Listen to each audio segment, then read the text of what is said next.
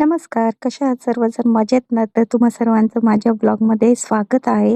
तर आज मी हा एक फुल ब्लॉग तयार करतीये. तर जेणेकरून याच्यामध्ये असं माझ्या बर्थडे रिलेटेड थोडंसं आहे, म्हणजे सेलिब्रेशन वगैरे नाहीये, पण आम्ही बर्थडे निमित्त एका नवीन सिटीला व्हिजिट करायला गेलेलो.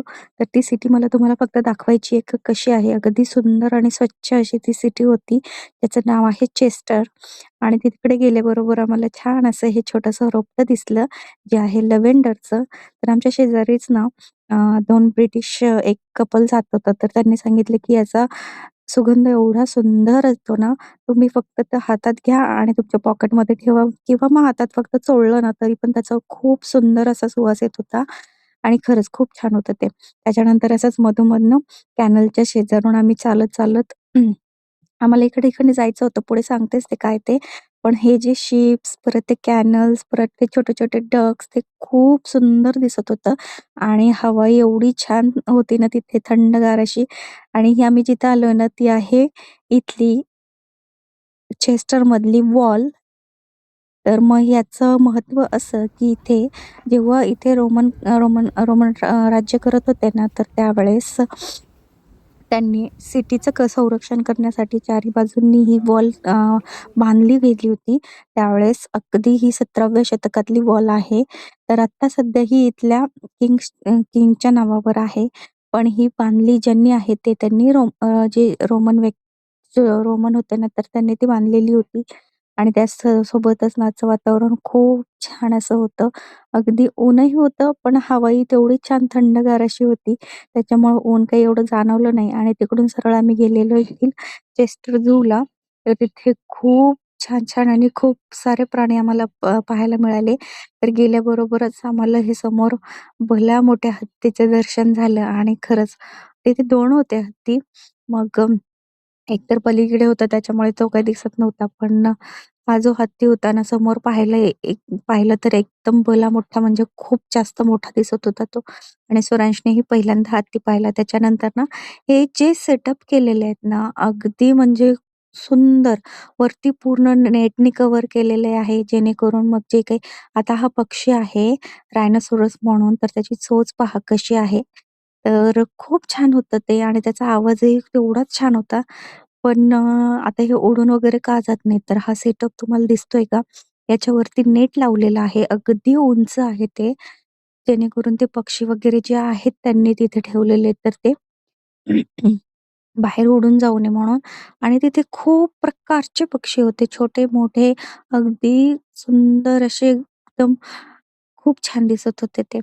तर तिथे प्राणी म्हणाल तर खूप जास्त होते आणि ह्या छोट्या-छोट्या वाटा तिथून जाताना ना खूप छान वाटत होतं. तर आता हे आहेत फ्लेमिंगो, जे की मध्ये मुंबईला, पुण्याला आलेले. तर ते खूप जास्त व्हिडिओज व्हायरल झालेले. मग तसेच फ्लेमिंगो आम्ही इथेही पाहिले आणि याच्यातले ना पुढे हेही दाखवणार, की त्यातलाच एक कलर पण दाखवते फ्लेमिंगोचा. खूप छान होता आणि ह्या चिमण्यांसाठी असं ना खूप वेगवेगळ्या प्रकारच्या आणि वेगवेगळ्या कलर्सच्या चिमण्या होत्या तिथे.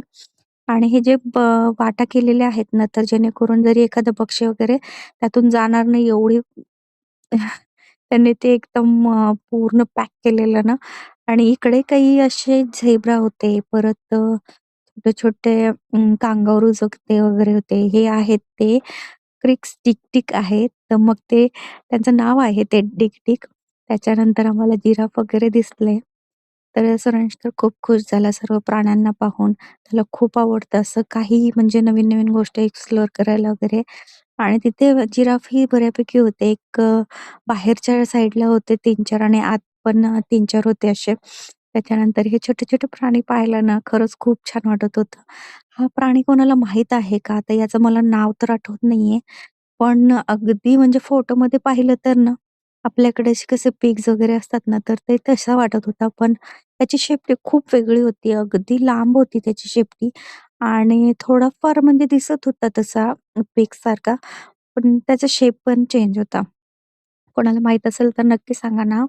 आणि त्यासोबतच ना हा स्नेक तिथे स्नेकच्या सेक्शनमध्ये हे 2च स्नेक होते. वरती एक होता आणि हा बेडूक पहा, त्याचा आकार पहा केवढा आहे तो. अगदी समोर पाहताना तर वाटत होतं एक 2-3 किलोचं असेल आणि त्याच्यानंतर हे असे छोटे-छोटे, बारीक-बारीक किडे वगैरे ठेवलेले, रेप्टाइल्स ठेवलेले आणि हे यातले मेन अट्रॅक्शन आमच्यासाठी हे होतं रायनोसॉरस. येस. अगदी भला मोठा आणि वजनदार असा.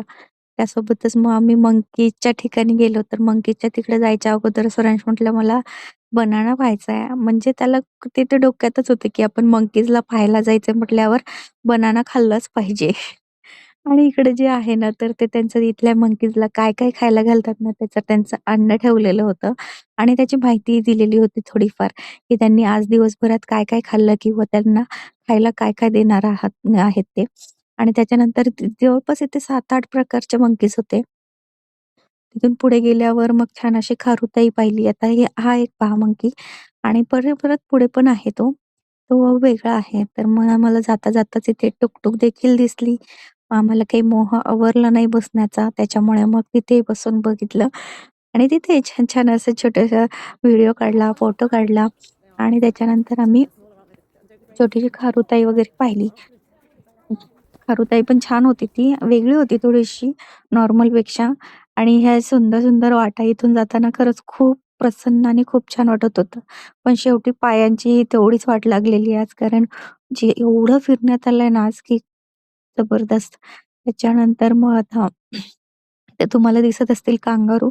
ते वरती कोपऱ्यात जाऊन बसलेले आहेत ते आणि इकडे मग ह्याच्यावरून आम्हाला वाटलं, की काही स्नेक वगैरे आहेत का? तर तिथे होते बालीमध्ये असणारे काही बर्ड्स. तर हे आहेत तिथले बालीचे बर्ड्स. अगदी लव्ह बर्ड्ससारखे बसलेले होते आणि इथे खाली आम्हाला दिसले होते एक कोंबडी आणि ती सरांशला पकडायची खूप इच्छा झाली होती, पण ती काही हातात आली नाही. त्याच्यानंतर आम्हाला इथे एक छोटासा बेअर दिसला. बेअर तर खूप छोटा होता तो. कारण आम्ही पोलार बिअर वगैरे पाहिलेलं लास्ट टाईम अगदी खूप असा भला मोठा दिसत होता तो आणि इथे एक मंकी होती. म्हणजे ते त्याच्या मम्मा आणि एक ते बेबी बसलेलं.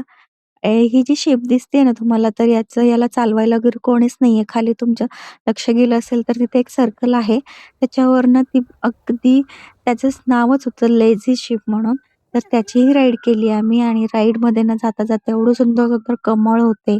छान ग्रीनरी होती आणि ती शिप अगदी आम्हाला 30 मिनिटांची एक चक्कर झाली. कारण त्याचं नावच त्यांनी लेझी शिप असं ठेवलेलं आणि तुम्हाला सांगितलेलं ना मी, की तुम्हाला फ्लेमिंगोचा आणखी एक कलर दाखवते. हो, हा होता अगदी अट्रॅक्टिव्ह होता आणि मेन अट्रॅक्शन आम्हाला जे पाहायचं होतं ते आहे इथला लायन. अगदी आम्ही लायनच्या शेवटी गेलेलो. पण जसं आम्ही झूमध्ये शिरलो ना, तसं सरांचं सुरू होतं, की लायन कधी दिसणार, लायन कधी दिसणार आणि अगदी तिथं म्हणजे ही जोडी एवढी रुबाबदार दिसत होती तिथे बसून ना, की वाटलं अरे वाह! खरंच झूला येऊन काहीतरी उपयोग झाला. आणि जाते टाईम ना, आमची ट्रेन दाखवते तुम्हाला. अगदी 2 डब्यांची ट्रेन होती. काय म्हणजे ती ट्रेन म्हणावं का काय म्हणावं, फक्त ती 2 टप्प्यांची ट्रेन होती आणि एकदम मोकळी होती. आम्ही जिथे बसलोत ना, तिथे अगदी रिकामी होती. छान अशी छोटीशीच होती, पण मस्त होती. असे काही टेबल्स, चेअर्स वगैरे होते आणि तुम्हाला ब्लॉग कसा वाटला मला नक्की सांगा.